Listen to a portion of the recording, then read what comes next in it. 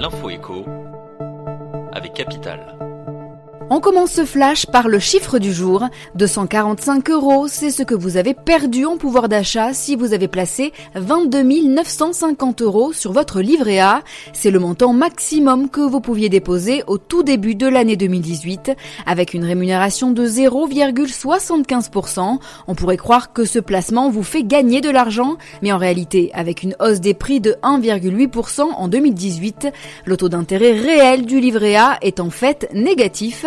Du coup, une fois l'inflation prise en compte, vous ne vous retrouvez plus qu'avec un capital de 22 705 € sur votre livret en fin d'année, alors que vous y aviez initialement placé 22 950 €. L'info pratique Capital concerne les arnaques sur les ventes de voitures d'occasion. À l'approche de la rentrée scolaire, certains jeunes conducteurs vont peut-être s'offrir leur première voiture, mais il n'est pas toujours facile de s'y retrouver et les risques d'arnaque sont toujours présents. Vendeurs pressés, prix facilement négociables, voitures peu kilométrées, certains comportements doivent vous alerter. Ayez toujours en tête que la trop bonne affaire n'existe pas. Inspectez minutieusement le véhicule à la recherche du moindre problème et n'oubliez surtout pas l'essai routier qui est indispensable. Capital revient en détail sur les bonnes pratiques à adopter lors de l'achat d'une voiture d'occasion, avec en prime quelques exemples de modèles pour bien débuter.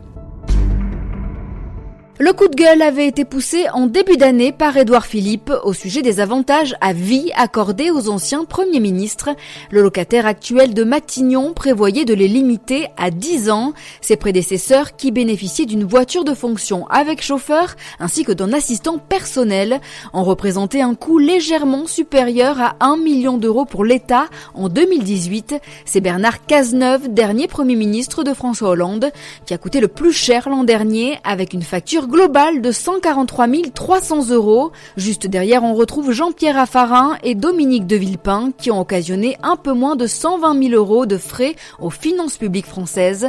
Alain Juppé, lui, coûte moins cher, 60 454 € seulement en 2018. Et on termine par la nouvelle arnaque de l'été. Nice Matin mettait en garde mardi 6 août sur cette escroquerie qui tendrait à se développer sur les plages. Des voleurs déroberaient votre argent via votre carte de paiement sans contact en se plaçant à côté de votre serviette avec un terminal de carte bancaire. Eh bien, le Parisien tend à minimiser l'ampleur du phénomène qui resterait, selon lui, marginal. Selon le rapport 2019 de l'Observatoire de la sécurité des moyens de paiement, la fraude sur les paiements sans contact résulte seulement du vol ou de la perte de la carte. Les risques seraient nettement plus accrus sur Internet que via le paiement sans contact. Soyez donc rassurés, le risque existe davantage dans les transports aux heures d'affluence que sur votre serviette. C'était l'info écho avec Capital.